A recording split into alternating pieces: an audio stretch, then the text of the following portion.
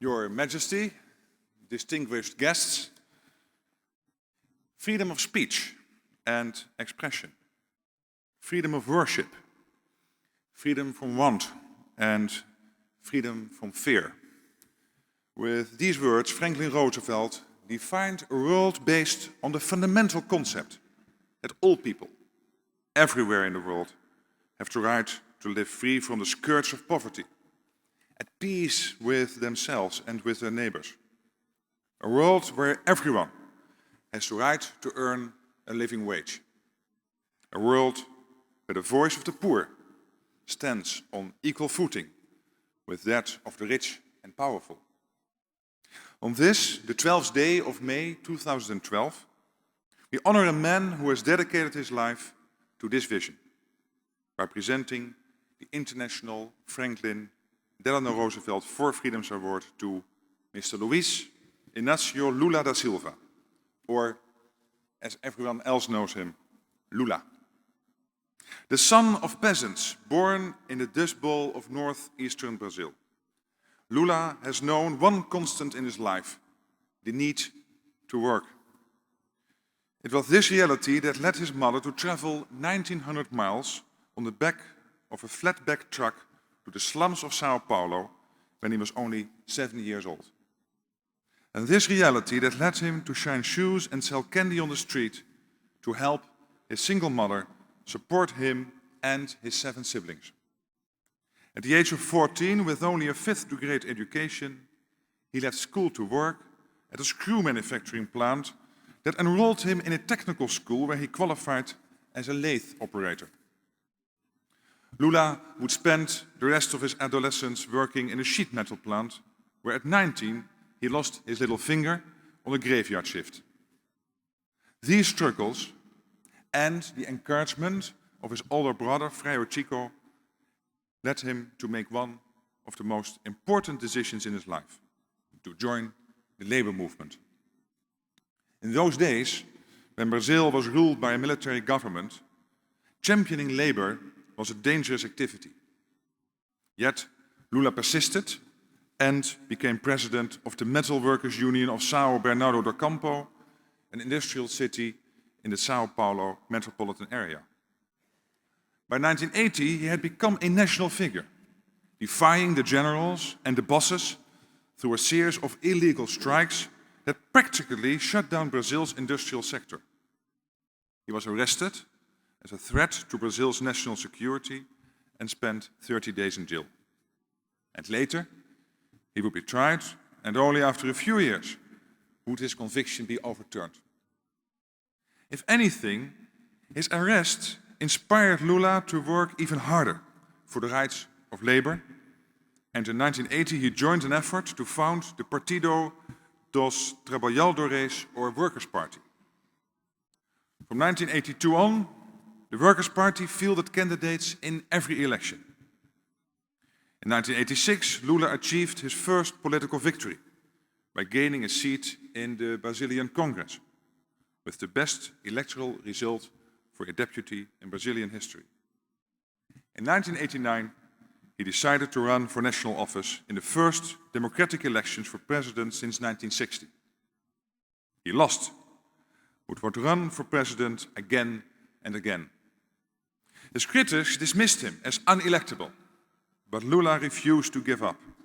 And in October 2002, he and the Brazilian people proved the cynics wrong, securing the presidency with the biggest electoral landslide in Brazilian history.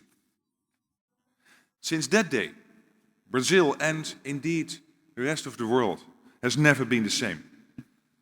As president, Lula's pragmatic policies and steadfast determination to rid Brazil of extreme poverty and social injustice were an inspiration to people everywhere. Moreover, his lifelong commitment to social and economic justice, coupled with his resolve to help foster a climate of peace and reconciliation among all nations, led President Obama and others to call him the most popular politician on earth. More than 7 decades ago, Franklin Roosevelt reminded us that for democracy to survive, We must insist that the employer-employee relationship should be one between free men and equals. FDR insisted on this because, like the man we celebrate today, he understood that without the dignity of work and the right to enjoy the four freedoms, democracy cannot survive. It is in recognition of his tireless efforts to secure these essential human freedoms, not only for the people of his beloved country, but for the less fortunate the world over, that we thank and honor Luiz Inácio Lula da Silva. I deeply regret that Lula cannot be here today to accept his four freedoms award in person. But I am pleased and honored that Mrs. Clara End, who has known him so long and so well, is accepting the award on his behalf.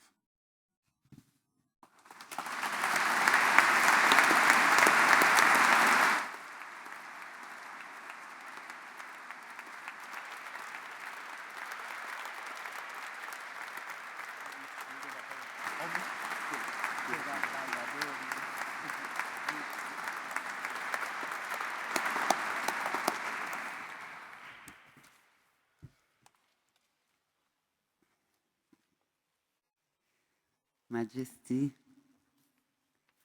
Excellencies, Laureates, dear guests, I was touched by all your concern about former President Lula's health. I want to say he is recovering well and slowly. And he's very sorry, very, very sorry that he cannot be here today. He sent a message, a video message, and now you all can watch his message. Thank you. Sua Majestade, Suas Altezas, Senhoras e Senhores laureados, Excelências, ilustres convidados. Sinto-me profundamente honrado por receber a medalha das 4 liberdades. Minha primeira palavra é de agradecimento aos que a concederam.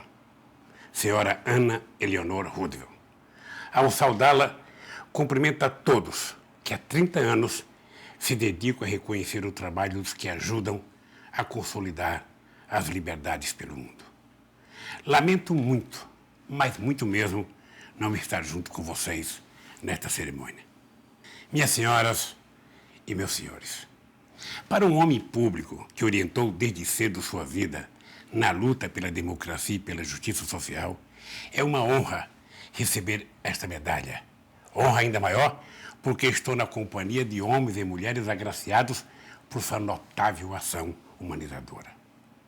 Na raiz desta medalha está o pronunciamento histórico de Franklin Delano Roosevelt, um dos grandes democratas da nossa era, um estadista que enfrentou as injustiças e assegurou, com as suas decisões, a vitória sobre uma das tiranias mais terríveis que ameaçaram a humanidade. Ao enunciar as 4 liberdades, Roosevelt revela uma compreensão justa das relações entre os níveis da vida em sociedade, pois ele parte do plano mental e espiritual para chegar aos fundamentos econômicos e políticos. De fato, refere-se primeiro ao exercício da inteligência, que depende da liberdade de pensar e de exprimir o pensamento, negada de maneira dramática naquele momento pelo vendaval totalitário que ameaçava destroçar tudo. Sem esta liberdade, o conhecimento se atrofia e o discernimento da justiça perde-se pela falta de debate livre. Afirmada esta primeira liberdade, surge em seguida o direito de exercer livremente a vida espiritual que corresponde à perene inquietação do homem em face do seu destino. A sua perplexidade ante o mistério e o desconhecido que nutre as religiões e o limite da nossa busca de um sentido para a existência. Digamos que estas 2 liberdades formam uma espécie de cúpula do edifício, devendo assegurar a todos o direito de pensar e crer. Mas para levantar-se bem alto, o edifício deve contar com sólido alicerces. Roosevelt demonstrou sempre, a começar pela sua luta pela política econômica durante a Grande Depressão dos anos 30, que tão importante quanto as liberdades de cúpula são as liberdades de base. Estas devem assegurar uma vida digna a todos, acima da penúria, garantindo uma participação justa nos bens materiais a cada homem e a cada mulher, a cada criança, a cada jovem e a cada ancião. Daí a terceira liberdade, que visa a livrar a sociedade da pobreza, a fim de que o homem não seja condenado à mera sobrevivência, mas possa viver com dignidade. Pois só consegue exercer plenamente as liberdades de pensar e de crer aquele que vive com dignidade e participa dos frutos do progresso e da civilização, aquele que faz 3 refeições por dia, tem um teto para morar e abrigar sua família, tem acesso à escola, à informação, à saúde e à cultura, e por isso pode olhar com esperança para o seu futuro e construir um futuro melhor para os seus filhos. Ora, isso só é possível se a sociedade for realmente democrática, aberta para as demandas, os interesses e os sonhos da maioria das pessoas. Para isso, os homens e as mulheres precisam se expressar livremente.